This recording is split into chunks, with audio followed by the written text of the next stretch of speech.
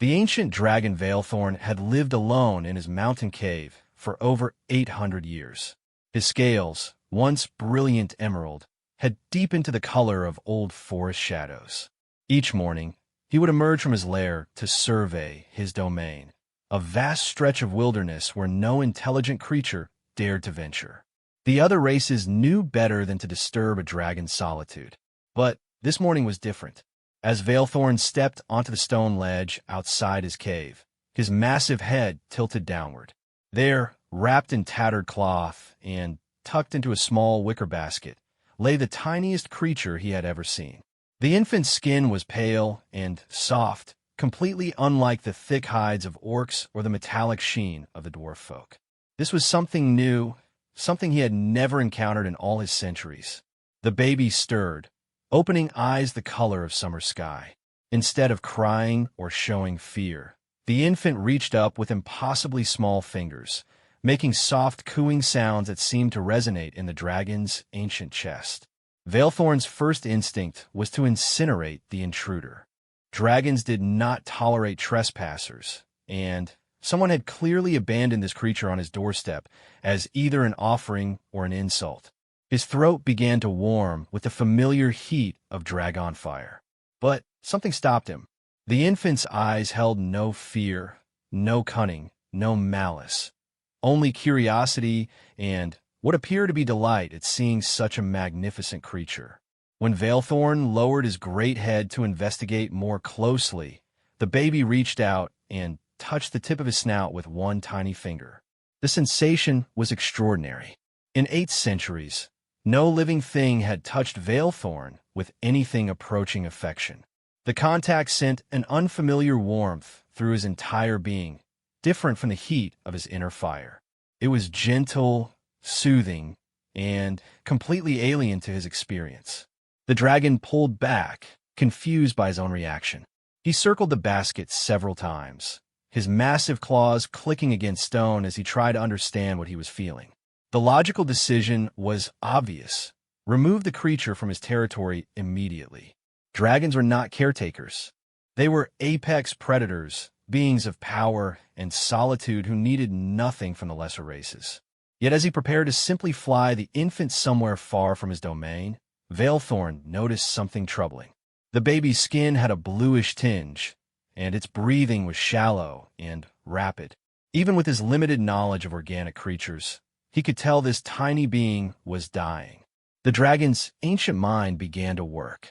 He had accumulated vast knowledge over the centuries, including some understanding of the biological needs of various species. This creature, human, he realized, remembering old texts, required warmth, sustenance, and care to survive. Without intervention, it would be dead within hours. Veilthorn found himself facing an unprecedented dilemma. Every instinct told him to maintain his solitude, to let nature take its course. But something about the infant's complete trust, its innocent delight in his presence, had awakened feelings he thought were impossible for his kind. Carefully, using the very tip of one claw, he lifted the basket and carried it into his cave. The interior was vast, with chambers carved from living rock over centuries of habitation. Veins of precious metals gleamed in the walls, and his hoard glittered in the depths, gold, gems, and artifacts collected over 800 years of existence. The baby's breathing was becoming more labored. Veilthorn knew he needed to act quickly, but he had no idea how to care for such a fragile creature. His size alone made any direct assistance nearly impossible. One careless movement could crush something so delicate. Then he remembered the stories told by capture merchants in centuries past, tales of their own young and how they were nurtured. Warmth was essential, but not the searing heat of dragon fire. Food was necessary, but not the raw meat that sustained his kind. Veilthorn began to experiment. He discovered that by breathing very gently, he could provide just enough warmth to restore color to the infant's skin. He used his telepathic abilities, powers he had not exercised in decades, to sense the baby's needs and emotional state. What he found amazed him. This tiny creature possessed an emotional complexity that rivaled his own ancient mind. Despite its helplessness, it radiated curiosity, wonder, and an inexplicable sense of security in his presence. The human infant was not merely surviving, it was thriving on the interaction with him. The realization struck Veilthorn like lightning. This creature was not just physically different from the other races he knew. Its very nature was unique. Where orcs responded to strength with aggression, where dwarves met power with suspicion, and where elves encountered dominance with careful calculation, this human infant met his overwhelming presence with simple joy. As the day progressed, Veilthorn found himself drawn into behaviors he had never imagined possible. He discovered that certain low-frequency rumbles in his chest made the baby sleep peacefully. He learned to use the most delicate touch possible to adjust the infant's position or coverings. Most remarkably, he began to communicate. Dragons possessed sophisticated telepathic abilities, typically used for intimidation or control.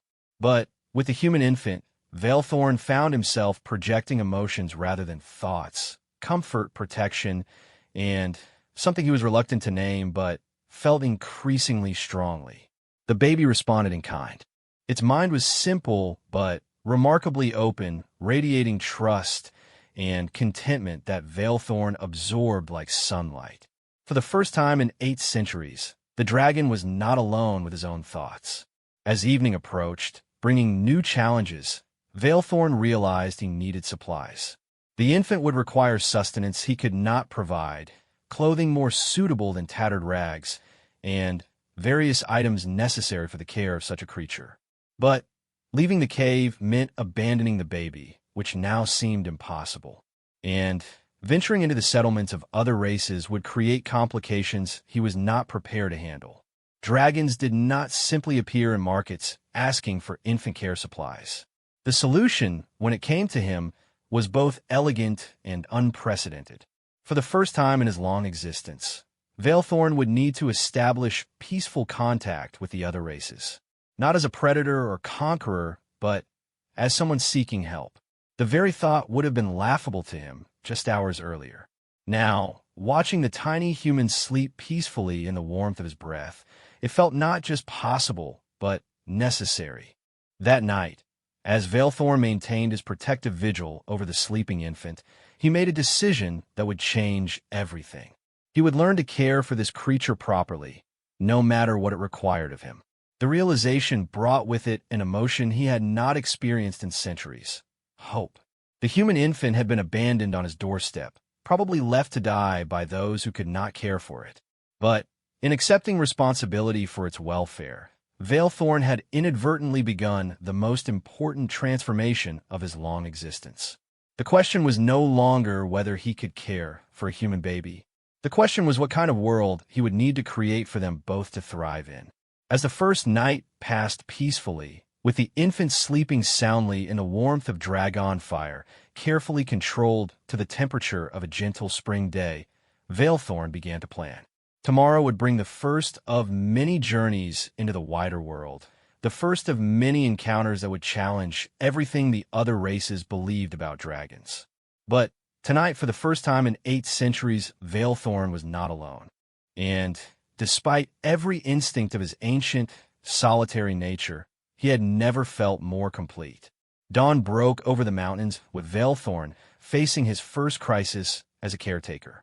The human infant had awakened hungry, and no amount of gentle warmth could satisfy this particular need. The baby's cries echoed through the cave, a sound that struck the ancient dragon's heart in ways he had never experienced. Veilthorn knew enough about mammalian biology to understand that the infant required milk, but obtaining such a thing posed seemingly impossible challenges. He could hardly approach a settlement and request nursing supplies. The appearance of a dragon anywhere near civilization typically resulted in panic, evacuation, or attempts at heroic confrontation. Yet as he watched the tiny human's distress, Veilthorn discovered something remarkable about his own nature. The protective instincts awakening within him were unlike anything described in draconic lore. These were not the territorial urges that drove him to defend his horde, but something far more complex and powerful. After careful consideration, Veilthorn made a decision that would have seemed impossible to his former self. He would approach the nearest settlement, but not as the terrifying predator they expected. Instead, he would attempt something no dragon had ever tried: diplomacy motivated by compassion. The nearest village was a half-day's flight away, nestled in a valley where farming communities of multiple races coexisted. Veilthorn had observed it from great distances over the years, but never interfered with its activities. Now, carrying the infant carefully in a specially arranged nest of soft materials from his hoard, he began his descent. His appearance in the morning sky caused exactly the panic he had anticipated. Bells rang out warnings, livestock scattered, and the various races, humans like his infant along with dwarves and halflings, began their emergency protocols. Warriors grabbed weapons, mages began preparing spells, and families rushed children to safety. But Veilthorn did something unprecedented. Instead of landing aggressively or breathing fire as a display of dominance, he settled gently in the village's central square and simply waited. When the bravest of the warriors approached with raised weapons, the dragon did not react with violence. Instead, he projected his voice using carefully controlled telepathy, speaking directly into their minds with words instead of the overwhelming psychic force typically employed by his kind. "I come seeking help, not conquest." His voice resonated in their thoughts, calm and clear rather than threatening. "I have a human infant in need of care, and I lack the knowledge to provide what it requires." The statement was so unexpected, so contrary to everything they knew about dragons, that the assembled defenders lowered their weapons in sheer confusion. An elderly human woman, one of the village's healers, stepped forward despite the obvious danger. "You have a human baby?" she asked aloud, her voice trembling but determined. In response, Veilthorn carefully lifted the nest containing the infant, allowing them to see the tiny human he protected. The baby, no longer crying but clearly weak from hunger, looked around with curious eyes at the assembled crowd. The effect was immediate and profound. Whatever fears the villagers had harbored about the dragon's intentions evaporated when they saw how gently he held the child, how carefully he had arranged its comfort. This was not the behavior of a predator, but of a devoted guardian. The healer approached cautiously, and Veilthorn lowered his great head so she could examine the infant. Her assessment confirmed what he already knew.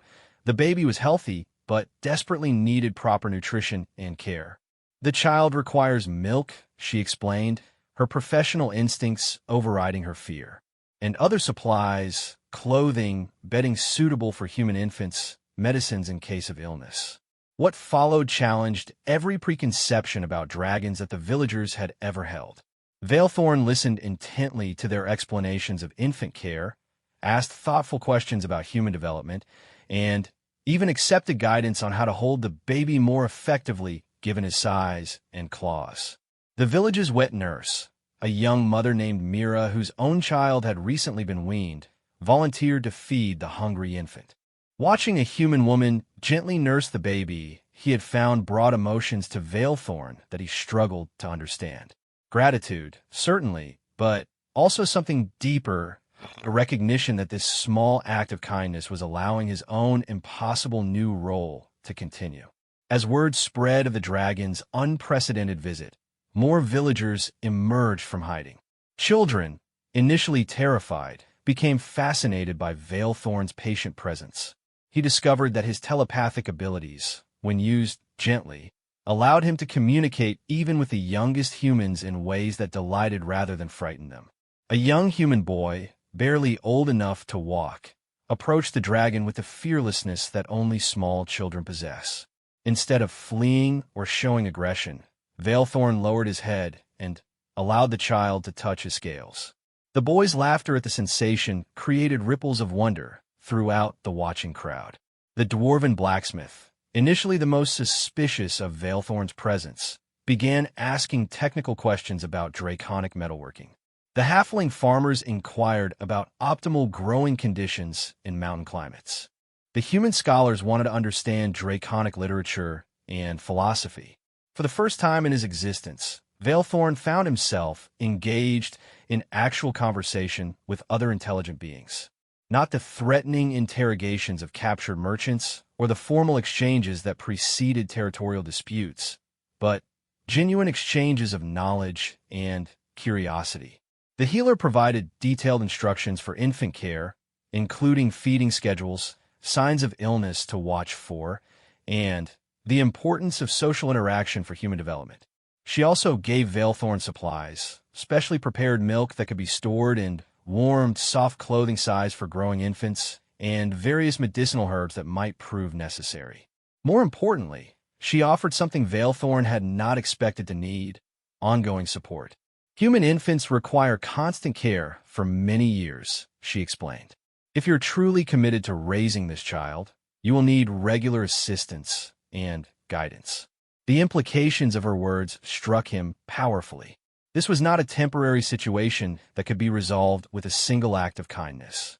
Caring for the infant properly would require ongoing relationships with other beings, regular contact with communities he had spent centuries avoiding. As the day progressed, Veilthorn found himself experiencing something entirely new: acceptance by a community. The villagers' initial terror had transformed into curiosity, then cautious cooperation, and, finally, something approaching friendship. Children played games around his feet, while their parents discussed practical matters with him. Craftsmen showed him their work and asked for his opinions based on centuries of accumulated knowledge. The transformation was mutual. In learning to interact peacefully with these beings, Veilthorn discovered aspects of their cultures that his previous isolation had never revealed. Their cooperativeness, their willingness to help a stranger in need, their complex social bonds that extended far beyond mere survival. These were qualities worthy of respect rather than contempt. When evening approached, and it came time to depart, the farewell was unlike anything Veilthorn had ever experienced. The villagers gathered to see him off, offering additional supplies, and making him promise to return if he needed further assistance. Several volunteered to visit his mountain domain to help with the infant's care. Most remarkably, the healer placed her hand gently on his snout, a gesture of affection that would have been unthinkable hours earlier.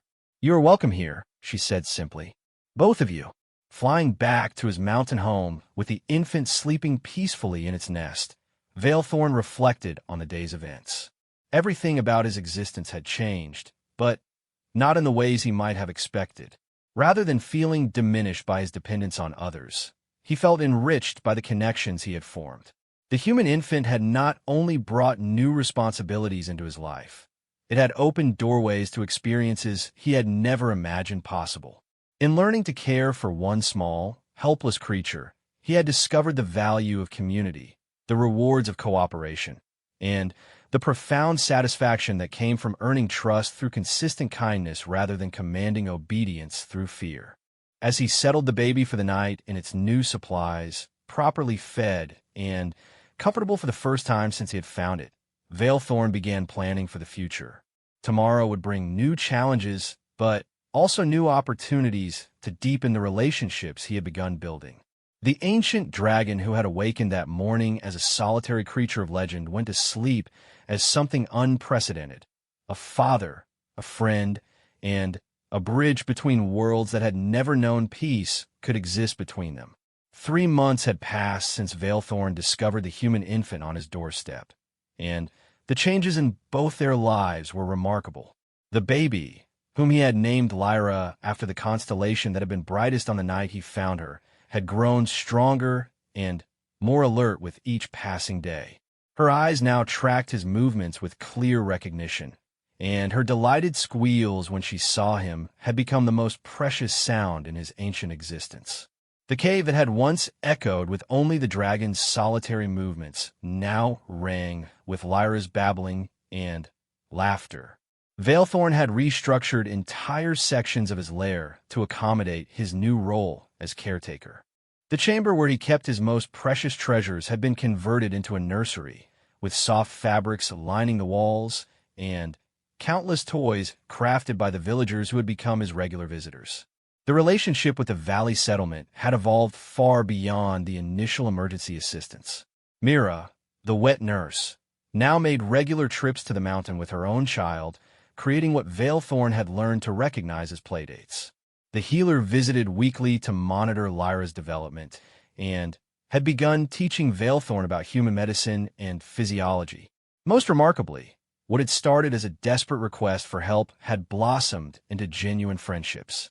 The dragon found himself looking forward to these visits not just for Lyra's sake, but for his own enjoyment of the conversations and connections he was building. But not everyone in the wider world viewed these developments with approval. The first sign of trouble came when a delegation of elves arrived at the village, their elegant faces set in expressions of concern and disapproval. Led by Ambassador Theron Silverleaf, they represented the High Council of the Elvish Dominion, which governed the magical politics of the entire region. Veilthorn was in the village square, carefully holding Lyra while she experienced her first taste of solid food when the elves approached. The assembled villagers, who had grown accustomed to the dragon's peaceful presence, watched nervously as the formal delegation took in the unprecedented scene. "This is an abomination," Theron declared, his voice carrying the authority of centuries. "Dragons are creatures of destruction and chaos. They cannot be trusted with the care of any living being, much less a helpless human infant." Veilthorn felt an old familiar heat building in his chest, the rage that had once been his first response to any challenge. But then Lyra gurgled and reached up to touch his snout with her food-covered fingers, and the anger transformed into something far more protective and controlled. "I have harmed no one," the dragon replied, his telepathic voice calm but firm. "I seek only to care for this child and build peaceful relationships with those willing to accept them." Theron's laugh was cold and dismissive. "Peace? From a dragon? Your kind has terrorized civilized beings for millennia.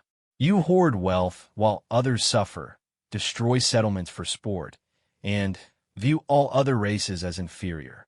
This display of apparent kindness is nothing more than an elaborate deception." The accusation stung because Veilthorn could not deny its historical accuracy.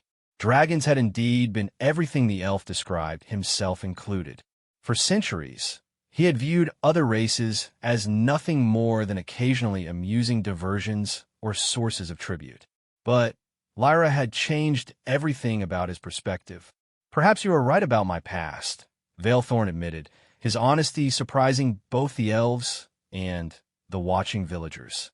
"I have lived as you describe for 800 years. But caring for this child has shown me possibilities I never imagined. I am no longer the creature I once was." Mira stepped forward, her own infant on her hip, defying protocol to address the elvish ambassador directly. "He saved Lyra's life," she said firmly, "and he has shown nothing but gentleness and respect to everyone in our community. Judge him by his actions, not by ancient prejudices." Other villagers began to speak up, sharing stories of Veilthorn's kindness, his patient answers to their children's questions, his generous gifts of knowledge, and materials from his vast hoard. The dwarf blacksmith described how the dragon had shared advanced metallurgical techniques that would benefit generations of craftsmen. The united defense from beings he had once considered beneath his notice moved Veilthorn profoundly. These people were risking political consequences to defend him, and their courage strengthened his own resolve. Theron remained unmoved. Pretty words and temporary behavior prove nothing. The council has decided that this situation cannot be permitted to continue. The infant will be removed to proper human guardians, and the dragon will return to his isolation or face the consequences. The threat was clear, and everyone present understood its implications. The Elvish Dominion possessed magical weapons capable of threatening even an ancient dragon. If they chose to enforce their decision through violence, the peaceful community that had grown around Veilthorn and Lyra would become a battlefield.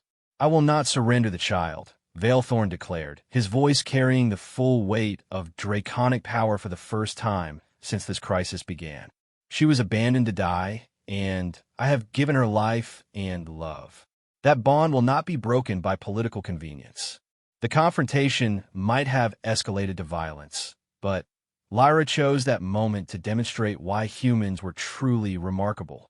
Seeing the tension in the adults around her, she began to cry, not from fear or discomfort, but with the distress of an empathetic being responding to conflict.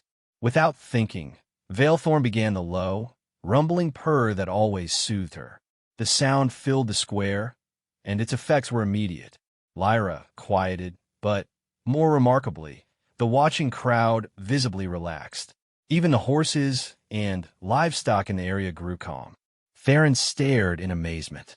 In 8 centuries of elvish diplomacy, he had never seen a dragon produce sounds of comfort rather than intimidation. The display of gentle care was so contrary to everything he believed about draconic nature that it forced him to reconsider his assumptions. "How long have you been caring for the child?" he asked quietly. 3 months, Veilthorn replied. 3 months of learning what it means to put another being's needs before my own desires. 3 months of discovering that cooperation brings more satisfaction than domination. The dragon's words carried an honesty that even the skeptical elf could not dismiss. Around the square, the evidence of transformation was visible. Villagers comfortable enough to let their children play near a dragon's feet, farmers sharing their harvest with a creature who could simply take what he wanted, craftsmen proudly showing their work to someone whose hoard contained the finest treasures of multiple civilizations. But it was the healer who provided the most compelling argument. "Ambassador," she said respectfully, "in my 40 years of medical practice, I have learned to recognize the signs of a thriving child. Lyra is not merely surviving in Veilthorn's care. She is flourishing. Her development exceeds normal ranges in every category. The love and attention she receives have created optimal conditions for her growth." Theron examined the infant more carefully, using elvish magical senses to assess her physical and emotional condition. What he found confirmed the healer's assessment. The baby radiated health and contentment in ways that could not be faked or forced. More disturbing to his worldview was the bond he sensed between dragon and child. This was not the possessiveness of a creature hoarding a treasure, but something far more complex: mutual love, protection, and genuine familial connection. "The Council will require proof that this transformation is permanent," Theron said finally. "Dragons are known for their patient schemes. How do we know this is not an elaborate deception designed to achieve some greater conquest?" The question sparked an idea that surprised everyone, including Veilthorn himself. "Then, let the Council observe," he proposed. "Send representatives to witness my daily life, to examine my interactions not just with the child but with all who visit my domain. Let them judge based on extended observation rather than ancient assumptions." The offer was unprecedented. Dragons did not invite scrutiny into their private affairs. They did not submit to judgment by other races. Yet Veilthorn was volunteering for exactly such oversight, confident that the truth of his transformation would vindicate him. Theron considered the proposal carefully. It would satisfy the Council's need for verification while avoiding the immediate conflict that could devastate the region. If the dragon's reformation proved genuine, it could reshape relationships between all the races. If it proved false, the extended observation would provide ample opportunity to detect deception.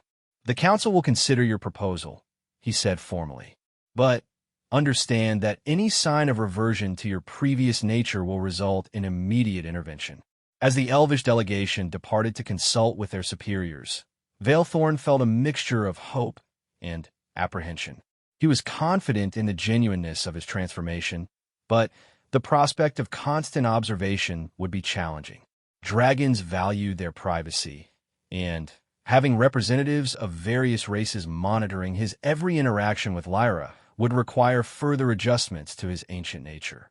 That evening, as he settled Lyra for sleep with their usual routine of gentle warmth and soft, rumbling songs, Veilthorn reflected on how much his life had changed. 6 months ago, the idea of submitting to oversight by other races would have been grounds for war. Now, it seemed like a reasonable price to pay for the right to continue raising the child who had become the center of his existence. Lyra fell asleep, holding on to one of his scales, a gesture of trust that reinforced his determination. Whatever challenges lay ahead, whatever scrutiny he would face, the bond they had formed was worth any sacrifice. The ancient dragon had discovered that love was indeed the most powerful force in the universe, powerful enough to transform even the most unlikely hearts. The Council's observers arrived at Veilthorn's mountain domain on a crisp autumn morning, exactly 6 months after he had first found Lyra. The delegation was larger and more diverse than he had expected. Representatives from every major race in the region, each bringing their own perspectives and prejudices about dragons. Ambassador Theron led the group, but he was joined by Captain Bronder Ironforge of the Dwarven military, Scholar Willowmere representing the Halfling agricultural collectives, and, surprisingly, a young human mage named Elena Brightwater, who carried credentials from the Human Kingdom's Magical Academy.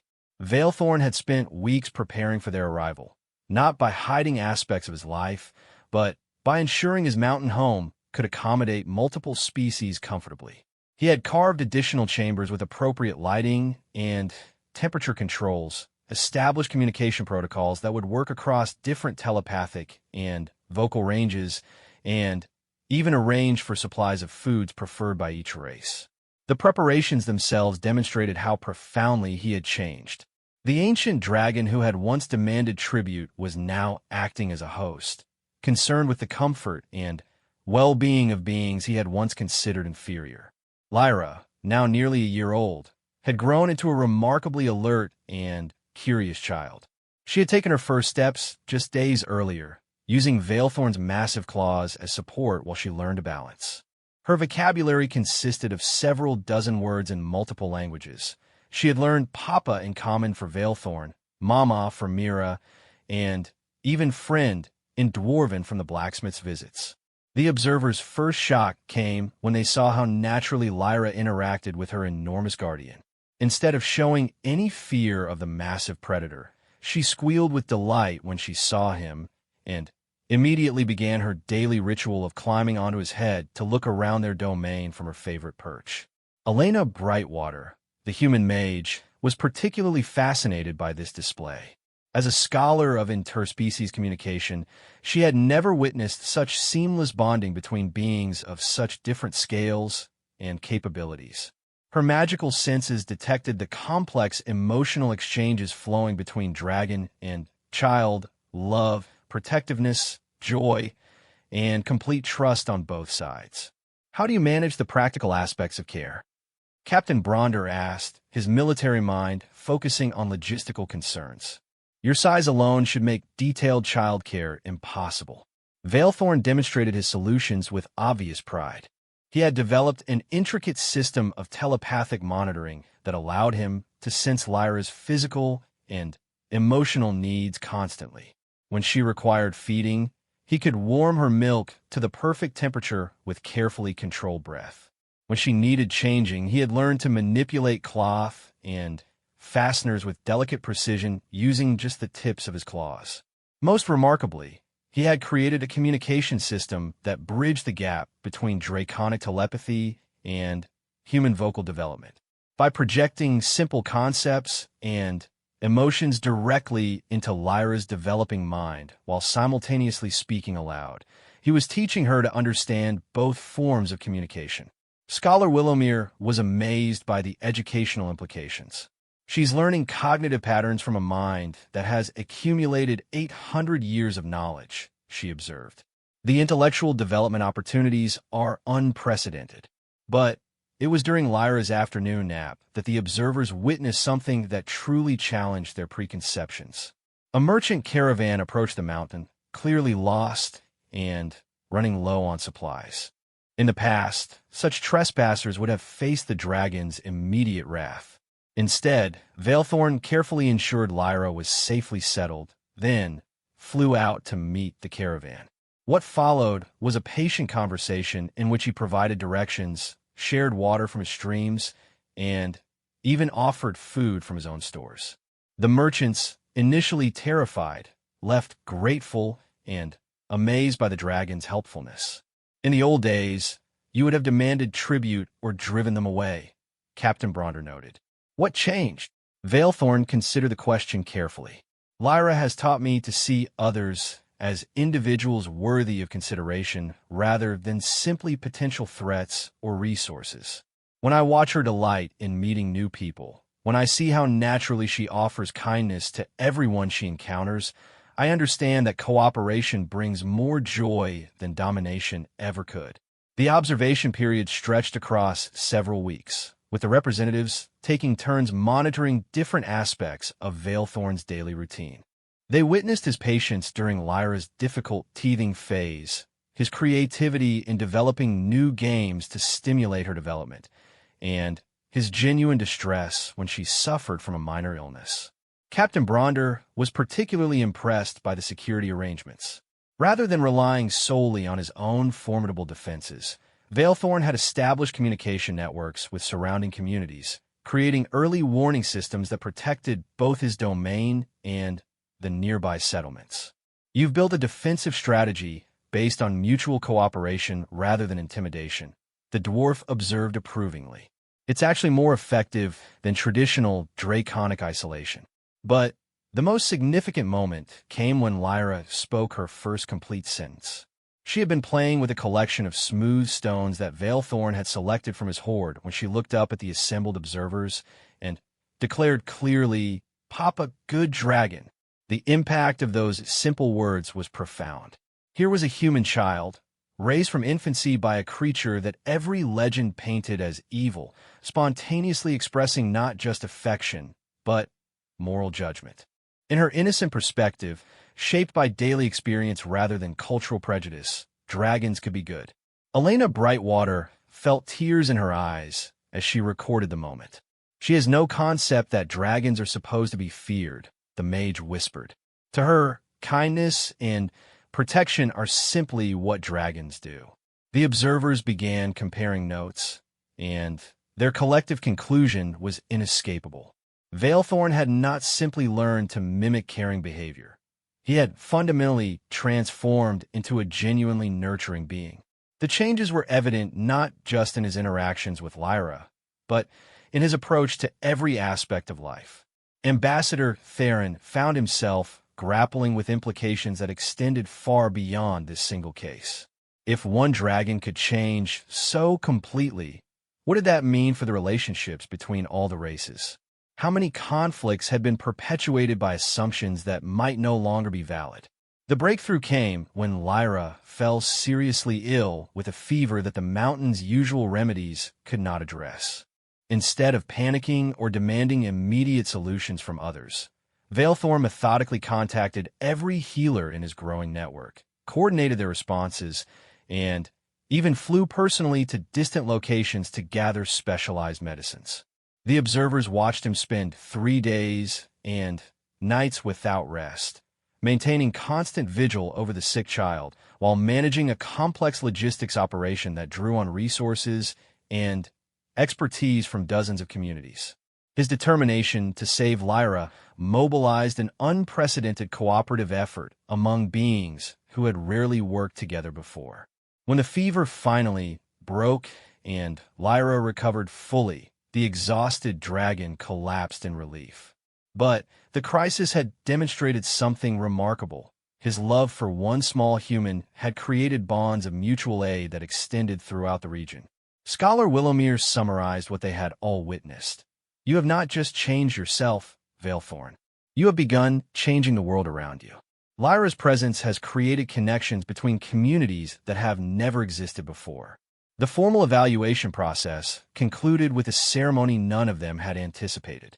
Representatives from each race offered gifts, not tribute demanded by a threatening dragon, but genuine expressions of friendship and respect for what Veilthorn had accomplished. The dwarves provided masterfully crafted toys and tool size for both dragon and human use. The elves offered rare books and magical items that would aid in Lyra's education. The halflings brought foods from their finest harvests. The humans contributed art, music, and stories that would enrich both their daily lives. But the most meaningful gift came from Lyra herself. As the formal presentations concluded, she toddled over to Ambassador Theron and offered him her favorite toy, a small wooden dragon that the village carver had made for her. "For friend," she said simply, her vocabulary still limited, but her intention crystal clear. Theron accepted the toy with hands that trembled slightly. In 8 centuries of diplomatic service, he had negotiated treaties, prevented wars, and shaped the political landscape of multiple civilizations. But he had never experienced a gesture of pure generosity from someone who expected nothing in return. That evening, as the observers prepared their reports for their respective councils, the consensus was unanimous. Veilthorn's transformation was not only genuine, but beneficial for everyone involved. His relationship with Lyra had created a model for interspecies cooperation that could revolutionize how all the races related to each other. The ancient dragon, once feared as a symbol of destruction and greed, had become something unprecedented, a bridge between worlds, a teacher of compassion, and proof that even the most fundamental assumptions about nature and behavior could be challenged by the simple power of love. As Lyra fell asleep that night, surrounded by her new toys and speaking sleepy words in the multiple languages she was learning, Veilthorn reflected on how completely his existence had been transformed. The observers' approval was gratifying, but their real gift was the recognition that his new life was not just acceptable, it was valuable to others. Tomorrow would bring new challenges and opportunities, but tonight, the dragon who had found a human infant on his doorstep celebrated the knowledge that their bond had been formally recognized and protected by the wider world. 5 years had passed since the Council's formal recognition of Veilthorn and Lyra's bond, and the ripple effects of their relationship had transformed the entire realm in ways no one could have predicted. What had begun as a single dragon learning to care for an abandoned human infant had evolved into a revolution in interspecies cooperation that touched every corner of their world. Lyra, now 6 years old, had grown into a remarkable child whose unique upbringing had given her capabilities that amazed everyone who met her. Raised with access to 800 years of draconic knowledge and wisdom, she spoke 7 languages fluently and understood complex concepts that challenged adult scholars. Yet her most remarkable trait was not her intelligence, but her innate ability to see the good in every being she encountered. The mountain domain that had once been Veilthorn's isolated fortress had become something unprecedented, a true multicultural community where representatives from every race lived and worked together in harmony. The success of this integration had inspired similar experiments throughout the realm, fundamentally changing how different species interacted. Ambassador Theron had become a permanent resident, establishing the first elvish embassy in a dragon's domain. His initial skepticism had transformed into deep friendship with both Veilthorn and Lyra, and his reports to the High Council had sparked a complete reevaluation of elvish policies toward dragons and interspecies cooperation. Captain Bronder had retired from military service to head the mountain's defense coordination network, which had become a model for regional security based on mutual aid rather than territorial competition. The dwarven officer frequently marveled at how much more effective cooperative defense proved compared to traditional isolationist strategies. Scholar Willowmere had established a research institute dedicated to studying optimal conditions for interspecies communities, drawing scholars from across the world to learn from the mountain's success. Her publications had become required reading in diplomatic academies throughout the civilized nations. Elena Brightwater had become Lyra's official tutor in human magical traditions, though she often admitted that she learned as much from her student as she taught. The child's unique perspective, shaped by draconic mental disciplines and human emotional intuition, had led to breakthrough discoveries in magical theory. But perhaps the most significant change was in the dragons themselves. Word of Veilthorn's transformation had spread through the ancient communication networks that connected dragonkind across continents.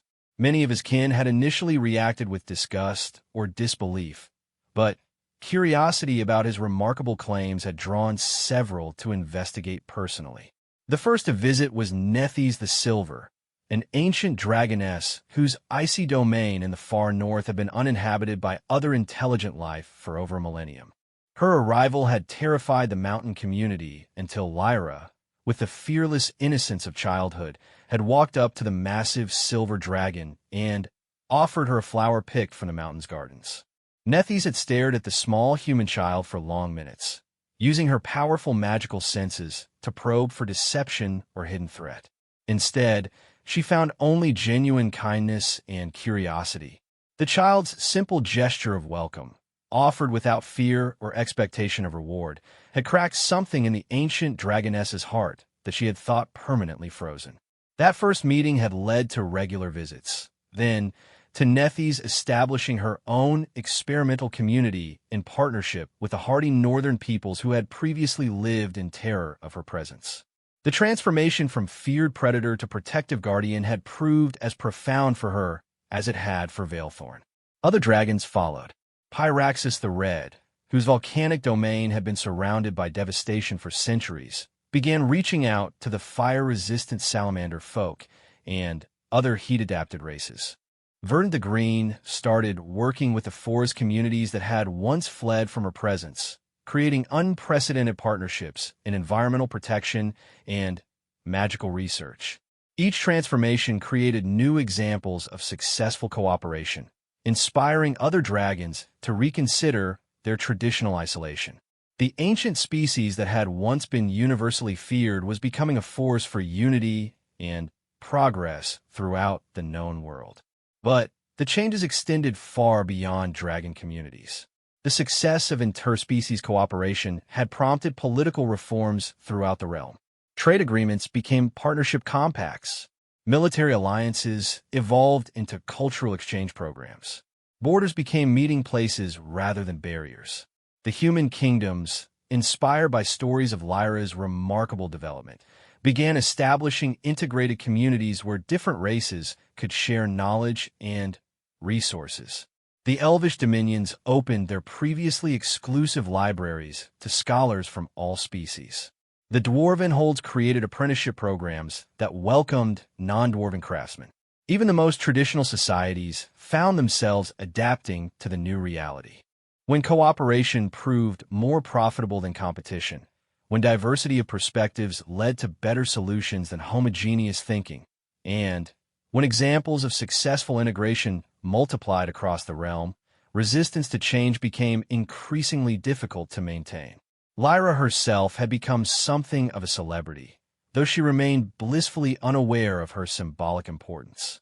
To her, the diverse community surrounding her was simply normal life. She played equally happily with elvish children, dwarven youngsters, halfling tots, and the occasional young dragon who visited with their parents. Her 6th birthday celebration had drawn visitors from across the continent, not because of her fame, but because the relationships forged through her presence had created a vast network of genuine friendships that transcended racial boundaries.